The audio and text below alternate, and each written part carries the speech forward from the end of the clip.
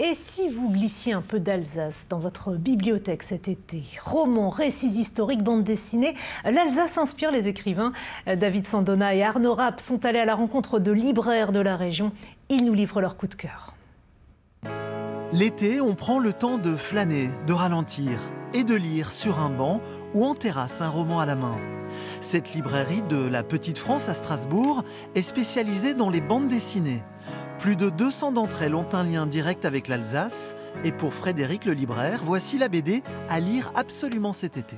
Le Lierre et l'araignée de Grégoire Carlet. Sublime bande dessinée qui se passe en Alsace pendant la Deuxième Guerre mondiale. L'histoire d'un réseau de résistance peu connu. On a des très très belles images de Strasbourg sous l'occupation. Tenez, je vous montre une belle page. C'est prodigieux. À la librairie Le Totem à Schiltigheim, plus de 8000 ouvrages cohabitent et les auteurs alsaciens y trouvent une place de choix. Eugénie, la maître des lieux, a jeté son dévolu sur une intrigue.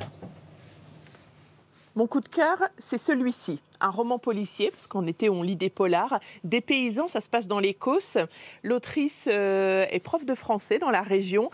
Elle nous raconte l'histoire d'une enquêtrice qu'on missionne pour la disparition d'une jeune femme qui est passée par une communauté écolo un petit peu radicale. Est-ce que c'est eux qui ont à voir avec sa disparition? Est-ce que c'est plutôt les gens du village?